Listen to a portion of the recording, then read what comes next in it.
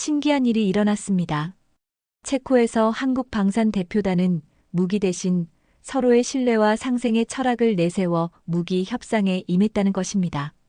체코 국방부 내부에서는 어떤 음모가 은밀히 진행되었고 한국은 조용히 증거를 모으며 기다리고 있었죠. 디지털 워터마크와 행동 분석 시스템에는 어떤 비밀이 숨겨져 있었고 그 결과 체코 여론은 어떻게 급반전되었을까요? 끝내 배신은 어떻게 믿음으로 뒤바뀌었으며 양국은 어떤 새로운 동맹의 장을 열게 되었는지 긴박한 현장의 이야기를 들려드리겠습니다. 그 전에 잠깐 구독과 좋아요 눌러주신다면 영상 제작에 큰 힘이 될 것입니다. 저는 체코의 수도 프라하에서 태어나 자란 다비드 노바크입니다. 체코 국방부에서 무기체계 분석관으로 15년째 일하고 있어요. 사실 제 인생이 한국과 이렇게 얽힐 줄은 꿈에도 몰랐습니다. 어릴 적 할아버지가 들려주신 이야기가 있었거든요. 한국 전쟁 당시 체코슬로바키아 의료진으로 부산에서 일하셨다는 얘기였죠. 그때 할아버지가 동양 끝에 있는 작은 나라가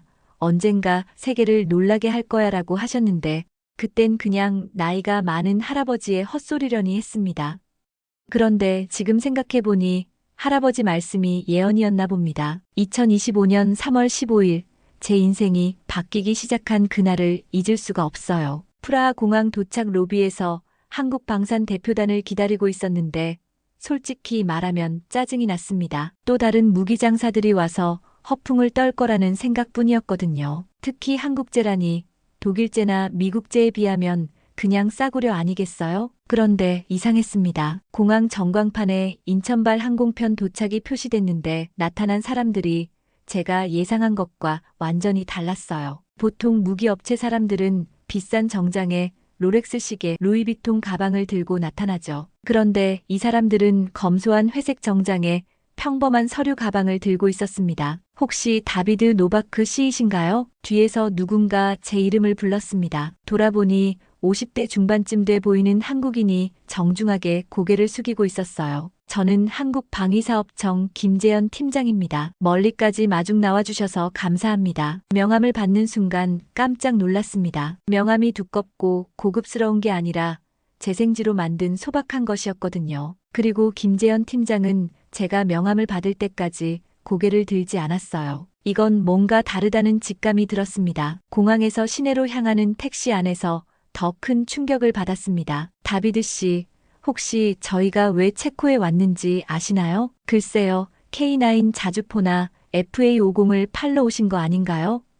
그러자 김재현 팀장이 씁쓸하게 웃으며 고개를 저었습니다. 아니에요. 저희는 무기를 파는 게 아니라 철학을 파는 거예요. 순간 제 머리가 하얗게 변했습니다. 철학을 판다고요? 지금까지 수백 명의 무기상들을 만났지만 이런 소리를 한 사람은 처음이었어요. 보통은 우리 무기가 독일제보다 성능이 좋고 가격은 30% 저렴해요부터 시작하거든요. 무슨 의미인지 모르겠는데요. 제가 당황해서 물었더니 김재현 팀장이 창밖을 바라보며 말했습니다. 다비드 씨, 무기의 진짜 목적이 뭐라고 생각하세요? 사람을 죽이는 거예요?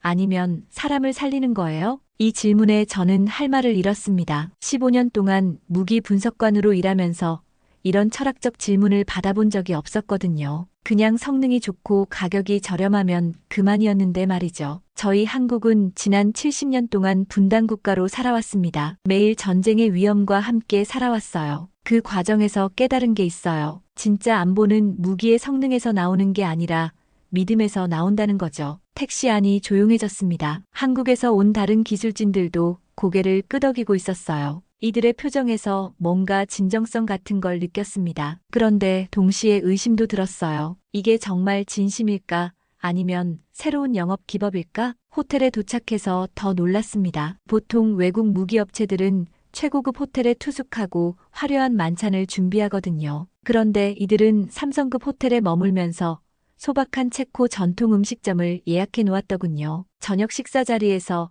김재현 팀장이 또 예상치 못한 질문을 던졌습니다. 다비드 씨, 체코 사람들이 가장 소중히 여기는 가치가 뭔가요? 이건 또 뭔 소리인가 싶었어요. 무기 파는 사람이 고객 나라의 가치관을 묻다니 말이죠. 자유와 독립 정신이겠죠. 저희는 오랫동안 강대국들 사이에서 자주권을 지키려 애써왔거든요. 그러자 김재현 팀장 얼굴이 환해졌습니다. 그럼 저희와 완전히 같네요. 한국도 똑같은 상황이었거든요. 그날 밤 호텔방에서 잠이 오지 않았습니다. 김재현 팀장 말들이 계속 머릿속을 맴돌았거든요. 철학을 판다는 것, 고객이 아니라 가족처럼 대한다는 것. 이런 접근 방식은 지금까지 경험한 그 어떤 무기업체와도 달랐어요. 그런데 한편으로는 불안했습니다. 이렇게 좋은 말만 하는 사람들이 과연 믿을만할까? 혹시 더 교묘한 방식으로 속이려는 건 아닐까? 창밖 프라하 야경을 바라보며 내일이 무척 궁금해졌습니다. 이제 제가 한국에 대해 갖고 있던 편견과 의심이 얼마나 깊었는지 고백해야겠습니다. 사실 그날 밤 잠들기 전 저는 컴퓨터를 켜고 한국 무기에 대한 자료를 찾아봤어요. 그런데 나온 기사들이 충격적이었습니다. 한국제 무기 실전에서 오작동으로 아군 피해 발생 K2 전차, 변속기 결함으로 리콜, 한국 무기업체, 납기 지연으로 페널티. 이런 기사들을 보면서 속으로 생각했죠. 역시 그럴 줄 알았어. 말만 번지르르 하고 실제로는 그 정도구나. 그때까지만 해도 저는 한국을 단순히 독일이나 미국 기술을 베낀 후발주자 정도로 생각했거든요. 다음 날 아침 체코 국방부 회의실에서 본격적인 프레젠테이션이 시작됐습니다. 저는 속으로 빨리 끝나기만 바랐어요. 어차피 뻔한 성능 자랑과 가격 어필일 테니까 말이죠. 그런데 김재현 팀장이 첫 마디부터 예상을 완전히 뒤엎었습니다. 여러분, 오늘 저희가 보여드릴 건 무기가 아닙니다. 평화를 지키는 도구예요. 회의실이 조용해졌습니다. 제 옆에 앉은 베테랑 분석관 페트르가 작은 목소리로 중얼거렸어요. 또 시작이네. 평화 타령. 하지만 김재현 팀장의 다음 말에 회의실 분위기가 바뀌었습니다. 체코가 나토에 가입한 게 1999년이죠. 그때부터 지금까지 체코군이 해외에서 전사한 군인이 몇 명인지 아세요? 갑작스러운 질문에 모두들 당황했습니다. 국방부 간부들도 서로 눈치만 보고 있었어요. 아프가니스탄에서 14명, 이라크에서 1명, 총 15명입니다. 저희는 이 15분의 이름을 모두 외우고 있어요. 김재현 팀장이 준비해온 자료를 펼쳤는데 정말로 체코군 전사자들의 이름과 사진이 있었습니다. 순간 회의실이 숙연해졌어요. 외국인이 우리나라 전사자들을 이렇게 기억하고 있다니 말이죠. 이분들이 왜 돌아가셨는지 아세요? 장비 때문이에요. 구식 장비, 신뢰할 수 없는 장비 때문에 소중한 생명을 잃었어요. 제 가슴이 철렁했습니다. 어젯밤에 본 기사들이 떠올랐거든요. 한국 무기도 오작동으로 사고가 났다는 내용 말이죠. 그런데 김재현 팀장이 계속 말했습니다. 그래서 저희는 절대 완벽하지 않은 무기는 팔지 않습니다. 설령 손해를 보더라도요. 왜냐하면 저희 무기를 쓰는 군인 하나하나가 누군가의 아들이고 아버지거든요. 이때 제 마음속에 뭔가 큰 변화가 일어났습니다. 단순한 영업사원이 아니라 진짜 군인의 생명을 생각하는 사람들이구나 싶었어요. K9 자주포 영상이 시작됐습니다. 그런데 일반적인 화력 시연이 아니라 인도적 지원 작전 장면이었어요. 이 장면은 터키 지진 때 K9이 구조 작업을 돕는 모습입니다. 포탄 대신 구조 장비를 실어 나르고 있죠. 정말 놀라웠습니다. 자주포를 구조 장비로 쓸 생각을 누가 했을까요? 무기는 파괴하라고 만든 게 아니에요. 소중한 것을 지키라고 만든 거예요. 김재현 팀장의 말에 회의실 분위기가 완전히 바뀌었습니다. 처음에 시큰둥했던 국방부 간부들도 진지하게 경청하고 있었어요. FA-50 경공격기 자료가 나왔을 때는 더욱 충격적이었습니다. 이 전투기는 단순히 적을 공격하는 게 아니라 아군을 보호하는 데 특화되어 있어요. 레이더는 적기보다 조난 신호를 먼저 잡도록 설계했습니다. 기술진 중 한 명이 구체적인 수치를 설명했어요. 조난 신호 탐지거리는 300km, 적기 탐지거리는 200km입니다. 의도적으로 이렇게 설계했어요. 이건 완전히 새로운 개념이었습니다. 보통 전투기는 적을 먼저 발견하는 게 중요한데 아군을 먼저 구하겠다는 철학이 담겨 있었거든요. 그리고 가장 중요한 건 이거예요. 김재현 팀장이 마지막 슬라이드를 보여줬습니다. 저희는 무기를 팔고 끝이 아니라 그때부터 시작이라고 생각해요. 10년, 20년 책임지겠습니다. 부품 공급, 기술 지원, 교육 훈련까지요. 회의가 끝나고 복도에서 페트르가 제게 말했어요. 다비드, 이 사람들 뭔가 다르지 않아? 맞아. 완전히 다르더라. 그날 오후 김재현 팀장과 따로 만나 솔직한 대화를 나눴습니다. 팀장님, 솔직히 말씀드리면 저는 어제까지 한국 무기를 신뢰하지 않았어요. 당연하죠. 저라도 그랬을 거예요. 김재현 팀장이 담담하게 답했습니다. 그럼 어떻게 신뢰하라고 하시는 거죠? 말로 하는 게 아니라 행동으로 보여드리겠어요. 시간이 걸리더라도요. 그 순간 제 마음속 무언가가 바뀌기 시작했습니다. 한국에 대한 편견이 조금씩 사라지고 있었거든요. 하지만 아직 완전히 믿을 수는 없었어요. 말과 행동은 다른 거니까요. 그런데 앞으로 일어날 일들을 그때는 상상도 못했습니다. 하지만 순탄한 일만 있을 리 없었죠. 3월 말경부터 뭔가 이상한 기운이 감돌기 시작했습니다. 국방부 내부에서 한국과의 협력에 반대하는 목소리들이 나오기 시작한 거예요. 가장 먼저 문제를 제기한 건 조달청 부청장 밀로시 크라시카였습니다. 50대 후반의 이 남자는 체코 국방부에서 20년 넘게 일한 베테랑이었어요. 그런데 이상하게도 한국 대표단이 온 이후부터 노골적으로 불만을 표출하기 시작했습니다. 다비드, 자네 정말 한국 무기가 믿을 만하다고 생각하나? 어느 날 복도에서 크라시카 부청장이 제게 다가와 물었어요. 아직 확신은 없지만 검토해 볼 만하다고 생각합니다. 자네도 순진하군. 한국 놈들이 무슨 말을 했는지 몰라도 현실을 봐야 해. 크라시카 부청장이 제게 몇 장의 문서를 내밀었습니다. 이것 좀 봐. 한국 무기들의 진짜 성능 데이터야. 내가 독일 친구들한테서 받은 거지. 문서를 보는 순간 충격을 받았습니다. K9 자주포의 명중률이 공식 발표보다 훨씬 낮다는 내용이었어요. FA50 전투기도 엔진 내구성에 심각한 문제가 있다고 적혀 있었습니다. 이것 정말 신뢰할 만한 자료인가요? 독일 라인메탈에서 직접 나온 정보야. 그들이 한국 무기들을 면밀히 분석한 결과지. 그 순간 제 머릿속이 복잡해졌습니다. 김재현 팀장의 진정성 있는 모습과 이 충격적인 자료 사이에서 혼란스러웠거든요. 그런데 더 큰 문제가 있었습니다. 크라시카 부청장 뒤에는 더 큰 세력이 있었어요. 오스트리아 빈에 본사를 둔 컨설팅 회사 유로 디펜스 솔루션이었습니다. 이 회사는 독일과 프랑스 방산업체들의 로비를 담당하고 있었죠. 4월 초 우연히 크라시카 부청장이 정체불명의 외국인들과 만나는 모습을 목격했습니다. 프라하 시내 고급 레스토랑에서였어요. 제가 친구와 저녁 식사를 하러 갔다가 우연히 본 건데 크라시카 부청장이 서양인 2명과 진지하게 대화하고 있었습니다. 저 사람들이 누구지? 친구에게 물어봤더니 놀라운 대답이 돌아왔어요.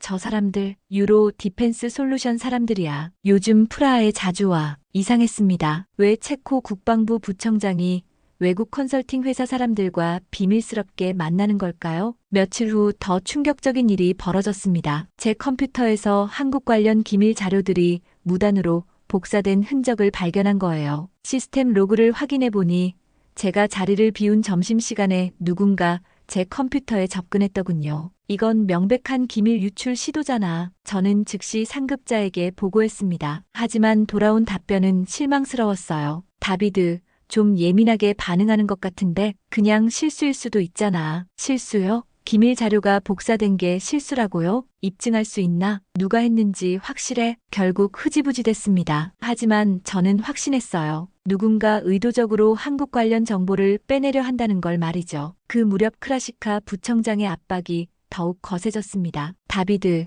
자네 요즘 한국 편만 드는 것 같은데 객관적으로 판단해야 하는 거 아닌가? 저는 사실에 근거해서 판단하고 있습니다. 사실? 그럼 이것도 사실이지. 크라시카 부청장이 또 다른 문서를 내밀었어요. 이번엔 한국 방산업체들의 부패 스캔들에 관한 내용이었습니다. 한국 방산업계는 부패로 얼룩져 있어. 뇌물, 로비, 특혜, 이런 나라와 거래하는 게 과연 옳은 일일까? 그 자료들을 보면서 정말 혼란스러웠습니다. 김재현 팀장의 진정성과 이런 부정적 정보들 사이에서 무엇을 믿어야 할지 모르겠더군요. 밤마다 잠들기 전에 생각했어요. 과연 한국을 믿어도 될까? 아니면 크라시카 부청장 말이 맞는 걸까? 그런데 가장 괴로웠던 건 제 자신에 대한 의심이었습니다. 혹시 저 자신이 김재현 팀장의 감언이설에 넘어간 건 아닐까? 프로 분석관으로서의 객관성을 잃은 건 아닐까? 4월 중순 결국 터질 게 터졌습니다. 크라시카 부청장이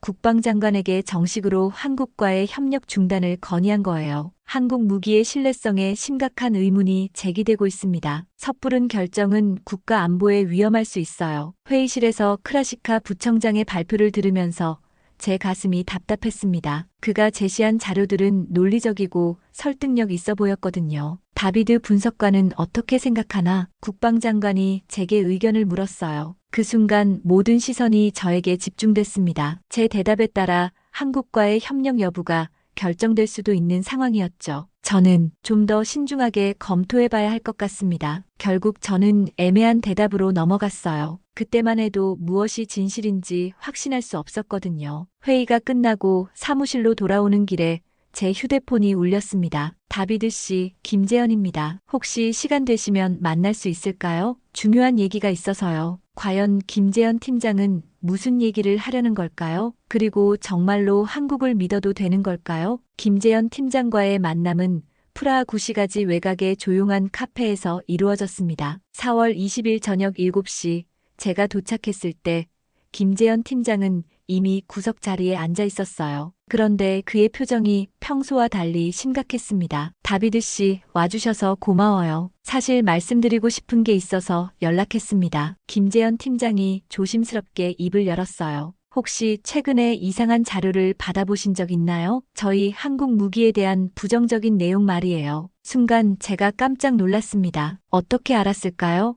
그런 게 있긴 했는데요. 예상했습니다. 다비드 씨만이 아니라 체코 국방부 여러분들이 비슷한 자료를 받았을 거예요. 김재현 팀장이 한숨을 쉬며 말했습니다. 사실 저희도 이런 일을 예상하고 있었어요. 지금까지 여러 나라에서 똑같은 패턴이 반복됐거든요. 무슨 의미인가요? 저희가 새로운 시장에 진출할 때마다 나타나는 세력들이 있어요. 유럽의 기존 방산업체들과 연결된 로비 그룹들이죠. 김재현 팀장이 제게 태블릿을 보여줬습니다. 화면에는 여러 나라의 신문 기사들이 떠 있었어요. 폴란드에서도 똑같은 일이 있었어요. 저희가 크랩 로켓포를 수출하려고 할 때 갑자기 부정적인 보고서들이 나돌았죠. 헝가리에서도 마찬가지였고요. 정말 놀라웠습니다. 제가 받은 자료와 비슷한 내용들이 다른 나라에서도 유포됐다는 거였어요. 그럼 그 자료들이 거짓이라는 말씀인가요? 거짓이라기보다는 교묘하게 왜곡된 거죠. 예를 들어 K9 자주포 명중률 문제 말이에요.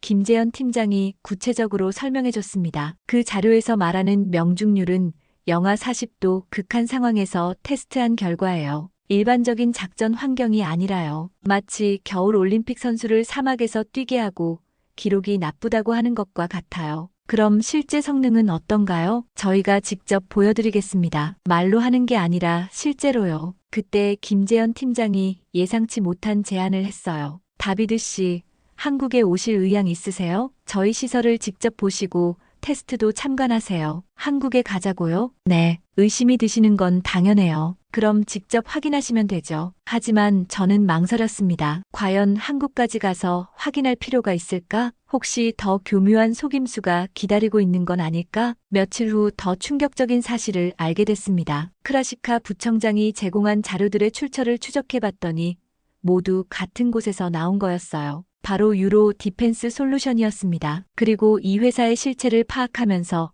소름이 돋았습니다. 독일 라인메탈, 프랑스 탈레스 같은 유럽 방산업체들의 로비 회사였던 거예요. 한국이 유럽 시장에 진출하는 걸 막기 위해 조직적으로 움직이고 있었습니다. 이건 완전히 조작된 정보네. 제가 혼자 중얼거리고 있을 때 동료 페트르가 다가왔어요. 다비드, 요즘 무슨 생각에 그렇게 잠겨 있어? 페트르, 자네는 크라시카 부청장을 어떻게 생각해? 글쎄, 능력은 있는데 좀 고집이 세지. 왜? 혹시 그가 외부 로비를 받고 있다고 생각해 본 적 있어? 페트르가 깜짝 놀라며 주위를 둘러봤어요. 야, 그런 소리 함부로 하면 안 돼. 증거라도 있어? 하지만 저는 점점 확신이 서고 있었습니다. 크라시카 부청장의 행동들, 갑자기 나타난 부정적 자료들, 그리고 유로 디펜스 솔루션과의 연결고리까지 모든 게 맞아떨어지고 있었거든요. 그런데 가장 괴로웠던 건 제 자신이었습니다. 프로 분석관으로서 객관적이어야 하는데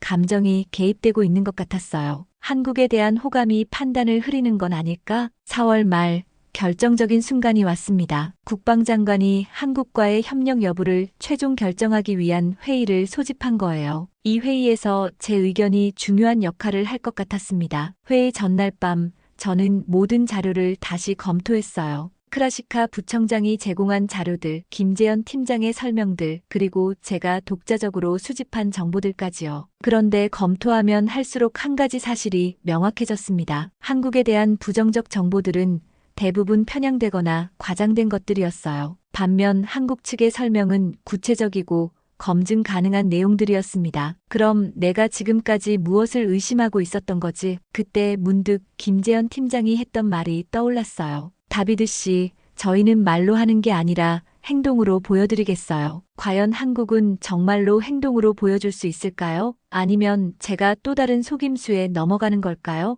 회의를 하루 앞두고 저는 큰 결단을 내려야 했습니다. 과연 한국을 믿고 지지할 것인가?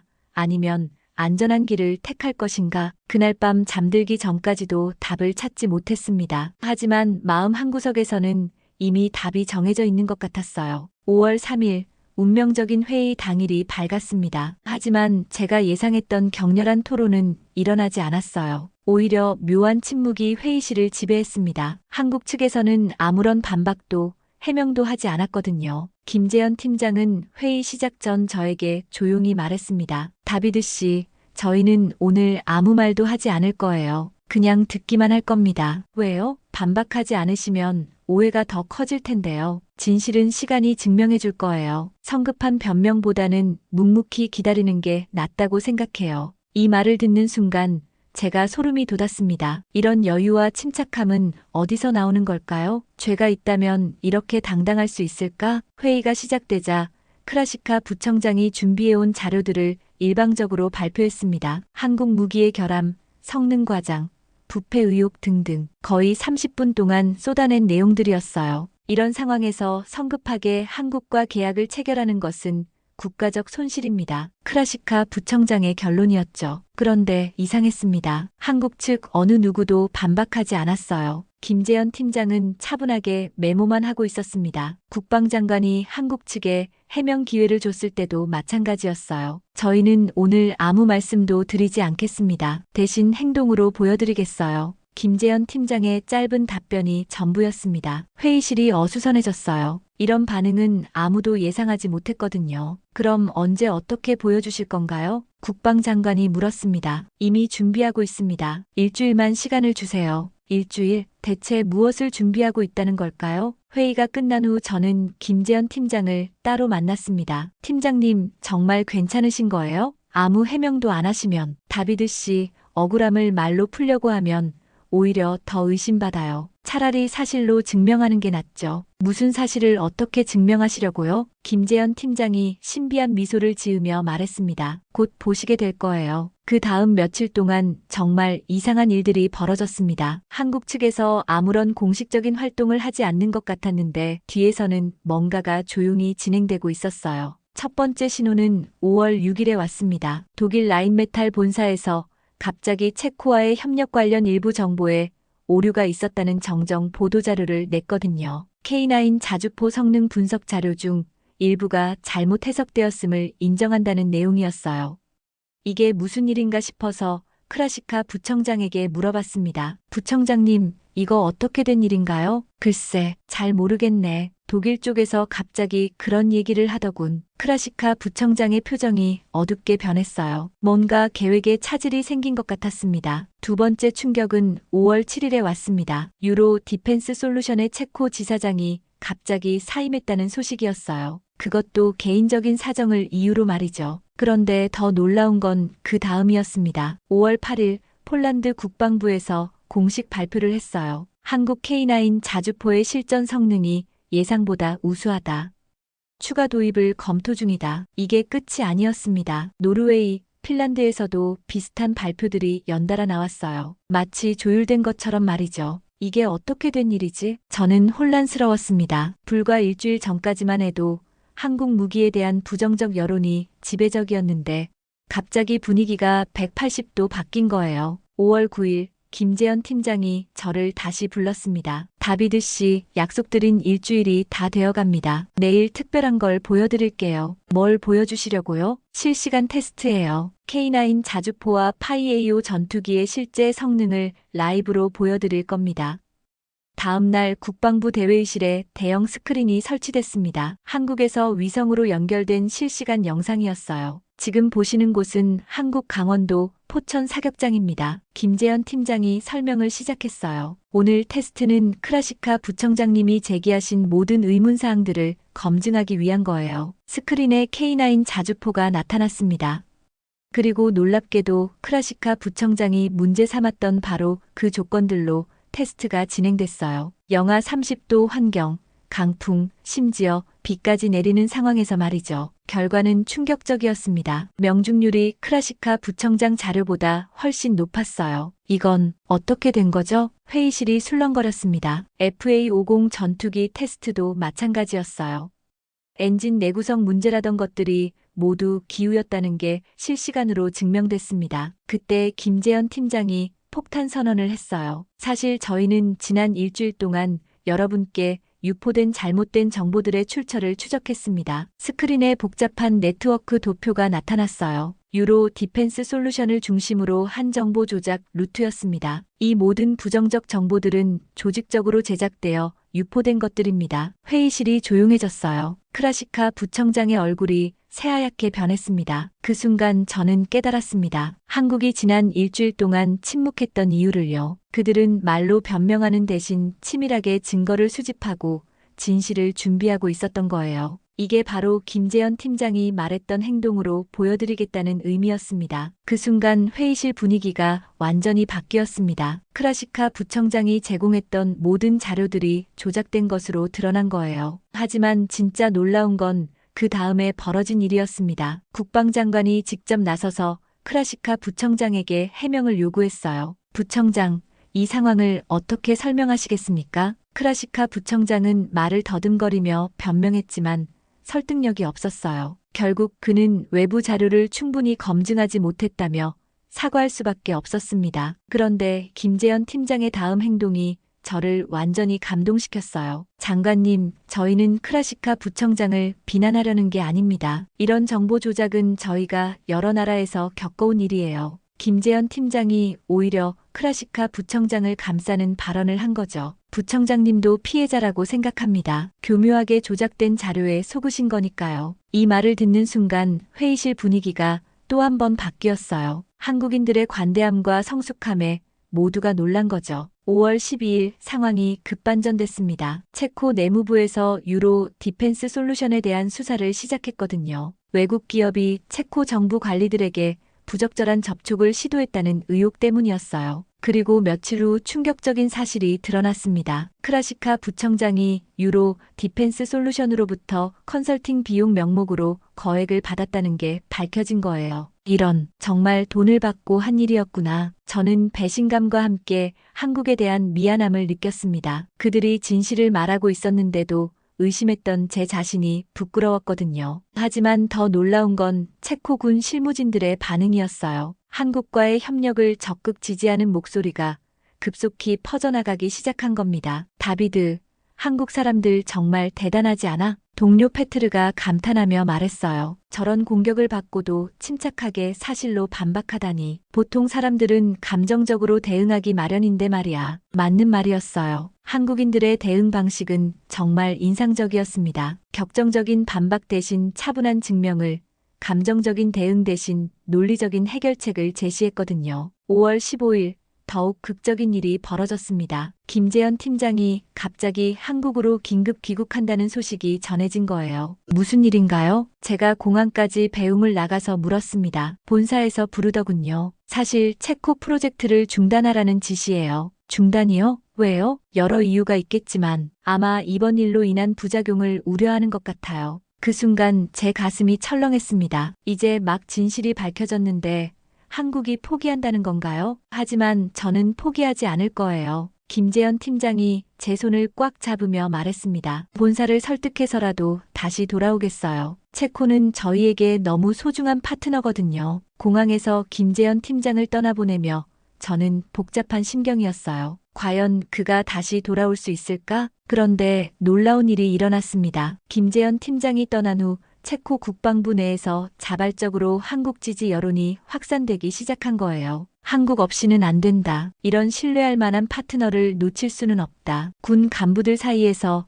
이런 목소리들이 나오기 시작했어요. 특히 젊은 장교들과 기술진들이 적극적으로 한국과의 협력을 지지했습니다. 5월 20일 결정적인 순간이 왔습니다. 국방장관이 직접 한국방위사업청에 전화를 걸어 김재현 팀장의 복귀를 요청한 거예요. 체코 정부 차원에서 한국과의 협력을 강력히 원한다는 메시지와 함께 말이죠. 이틀 후 김재현 팀장이 다시 프라하에 도착했습니다. 공항에 나간 저는 그의 환한 미소를 보고 안도했어요. 다비드 씨, 저희 본사에서도 체코의 진정성에 감동했대요. 이제 정말 제대로 시작해보죠. 그날 저녁 국방부에서 열린 환영 만찬에서 국방장관이 공식 발표를 했습니다. 체코는 한국을 단순한 무기 공급업체가 아닌 장기적 안보 파트너로 인식한다. 만찬장에서 박수가 터져 나왔어요. 그리고 그 박수 소리 속에서 저는 깨달았습니다. 진정한 신뢰는 위기를 통해서 더욱 단단해진다는 것을요. 크라시카 부청장의 배신과 유로, 디펜스 솔루션의 조작 공작, 그리고 한국의 침착한 대응. 이 모든 과정을 거치면서 오히려 한국에 대한 신뢰가 더욱 확고해진 거였습니다. 이제 진짜 시작이네요. 김재현 팀장이 제게 말했을 때 저도 진심으로 고개를 끄덕였습니다. 이제야 정말로 믿을 수 있는 파트너를 만난 것 같았거든요. 5월 마지막 주부터 본격적인 협력이 시작됐습니다. 하지만 이번에는 단순한 무기 거래가 아니었어요. 김재현 팀장이 제안한 건 완전히 새로운 개념의 파트너십이었습니다. 다비드 씨, 저희가 제안하고 싶은 건 기술 이전이 아니라 기술 공동 개발이에요. 국방부 회의실에서 김재현 팀장이 새로운 청사진을 펼쳐 보였습니다. K9 자주포를 체코 환경에 맞게 함께 개선해보죠.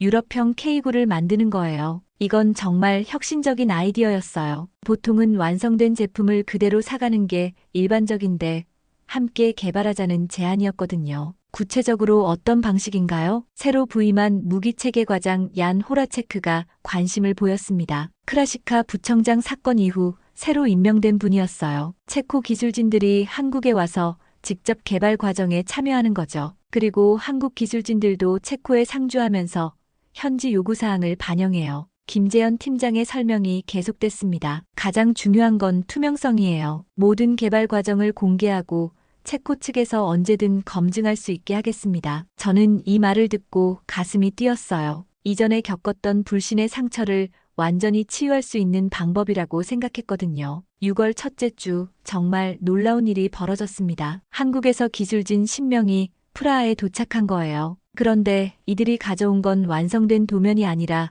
빈 노트북과 설계 프로그램이었습니다. 처음부터 다시 시작하는 건가요? 제가 놀라서 물었더니 한국 기술진 중 한 명인 박상현 박사가 웃으며 답했어요. 맞아요. 체코 환경에 맞는 완전히 새로운 K9을 만들 거예요. 정말 대단했습니다. 한국이 수십 년 동안 개발한 기술을 아낌없이 공유하겠다는 거였거든요. 첫 번째 공동 개발 회의에서 체코 기술진들이 제시한 요구사항은 까다로웠어요. 유럽의 좁은 도로에서도 기동할 수 있어야 해요. 소음을 최대한 줄여야 합니다. 주민 거주 지역 통과 때문에요. 영하 40도에서도 정상 작동해야 해요. 이런 요구들을 듣고 한국 기술진들이 어떤 반응을 보일지 궁금했어요. 보통은 원래 설계에서 너무 벗어난다며 난색을 표하기 마련이거든요. 그런데 박상현 박사의 반응은 예상과 달랐습니다. 좋은 아이디어네요. 이런 요구사항들이 있어야 더 좋은 제품이 나와요. 정말요? 너무 까다로운 요구 아닌가요? 아니에요. 오히려 감사해요. 저희도 이런 환경을 고려해 볼 기회가 없었거든요. 이때부터 정말 신기한 일들이 벌어지기 시작했습니다. 한국과 체코 기술진들이 하나의 팀이 되어 밤낮 없이 연구에 몰두한 거예요. 언어 장벽 때문에 처음엔 의사소통이 어려웠지만 기술자들만의 독특한 방법으로 소통했어요. 수식과 도면, 그리고 몸짓으로 말이죠. 다비드, 이거 봐. 정말 신기하지 않아? 어느 날 페트르가 저를 연구동으로 끌고 갔어요. 그곳에서 본 광경은 잊을 수 없을 것 같아요. 한국 기술자와 체코 기술자가 함께 컴퓨터 앞에 앉아 있었어요. 언어는 통하지 않았지만 화면의 설계도를 보며 서로 의견을 주고받고 있었습니다. 여기 이렇게 하면 어때요? 체코 기술자가 도면에 선을 그으며 말했어요. 아, 좋은 아이디어. 그럼 이 부분도 수정해야겠네요. 한국 기술자가 즉시 반응했습니다. 이 모습을 보면서 저는 감동했어요. 국경과 언어를 넘어서 기술자들의 열정이 하나가 되는 순간이었거든요. 6월 중순 첫 번째 시제품이 완성됐습니다. 유럽형 K9 CJ1호였어요. 기존 K9보다 30% 작고 소음은 50% 줄어들었습니다. 시험 사격 당일 긴장된 분위기 속에서 테스트가 진행됐어요. 성공할지 실패할지 아무도 확신할 수 없었거든요. 발사 준비 완료. 발사. 포탄이 목표 지점을 정확히 명중시켰을 때 모든 사람들이 환호성을 질렀어요. 한국 기술자들과 체코 기술자들이 서로 껴안으며 기뻐했습니다. 그런데 더 놀라운 건 그 다음이었어요. 김재현 팀장이 깜짝 발표를 한 거죠. 이제 FA50 전투기도 공동 개발하겠습니다.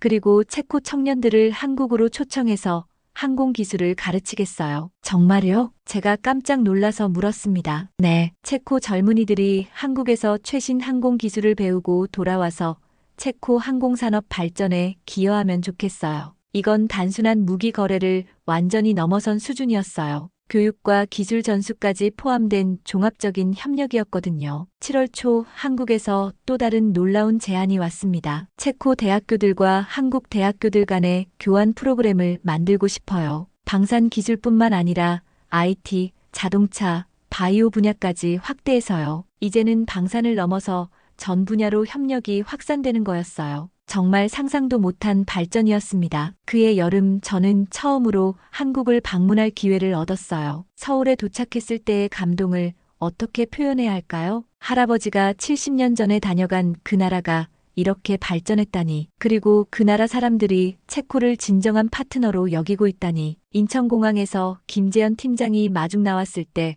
제 눈에 눈물이 맺혔습니다. 다비드 씨, 한국에 오신 걸 진심으로 환영해요. 이제 정말 가족이 된 기분이에요. 그 순간 저는 확신했어요. 이것이 바로 진정한 파트너십이구나. 2025년 현재 저는 프라하에서 이 글을 쓰고 있습니다. 그때로부터 거의 3년이 흘렀지만 한국과의 협력은 상상했던 것보다 훨씬 더 놀라운 결과들을 가져왔어요. 가장 먼저 눈에 띄는 변화는 체코 방산업계의 기술 수준 향상이었습니다. 한국과의 공동 개발을 통해 우리가 얻은 건 단순한 무기가 아니라 최첨단 기술 노하우였거든요. 다비드, 이거 봐. 우리가 만든 유럽형 K9가 독일 무기보다 성능이 좋다는 평가가 나왔어. 동료 페트르가 흥분해서 보여준 보고서였어요. 독일 연방군에서 실시한 비교 테스트에서 체코-한국 공동 개발 K9가 독일 푸제하우비체보다 우수한 성능을 보였다는 내용이었습니다. 하지만 더 감동적인 건 사람들의 변화였어요. 한국에서 기술 연수를 받고 돌아온 체코 젊은이들이